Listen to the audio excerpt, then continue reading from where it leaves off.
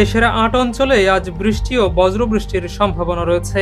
একই সঙ্গে ঘন্টায় ৪৫ থেকে ৬০ কিলোমিটার বেগে অস্থায়ীভাবে ঝোড়ো হাওয়া বয়ে যেতে পারে। এ কারণে সংশ্লিষ্ট এলাকার নদীবন্দরগুলোকে ১ নম্বর সতর্ক সংকেত দেখাতে বলা হয়েছে। সোমবার ভোর ৫টা থেকে দুপুর ১টা পর্যন্ত দেশের অভ্যন্তরীণ নদীবন্দরগুলোর জন্য দেয়া এক পূর্বাভাসে এ তথ্য জানিয়েছে বাংলাদেশ আবহাওয়া অধিদপ্তরের ঝড় সতর্কীকরণ কেন্দ্র।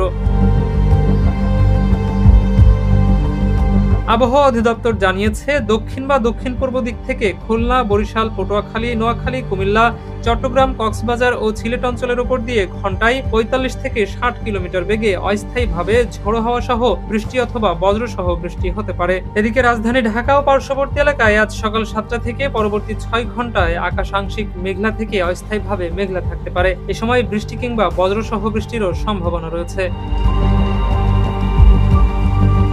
অন্যদিকে দেশের বিভিন্ন অঞ্চলে বৃষ্টির এই প্রবণতা অব্যাহত থাকতে পারে। খুলনা, বরিশাল, চট্টগ্রাম ও সিলেট বিভাগের অনেক জায়গায় এবং রংপুর, রাজশাহী, ঢাকা ও ময়মনসিংহ বিভাগের কিছু এলাকায় অস্থায়ীভাবে দমকা হাওয়া সহ হালকা থেকে মাঝারি ধরনের বৃষ্টি অথবা বজ্রসহ বৃষ্টি হতে পারে। এছাড়া খুলনা, বরিশাল, চট্টগ্রাম ও সিলেট বিভাগের কোথাও কোথাও মাঝারি থেকে ভারী বর্ষণ হতে পারে। বৃষ্টির কারণে সারা দেশে দিন ও রাতের তাপমাত্রা সামান্য কমতে পারে বলে জানিয়েছে আবহাওয়া অধিদপ্তর। আজ ঢাকায় সূর্যাস্ত হবে সন্ধ্যা ৬টা ২৪ মিনিটে আর আগামীকাল সূর্যোদয় হবে ভোর ৫টা ৩৭ মিনিটে।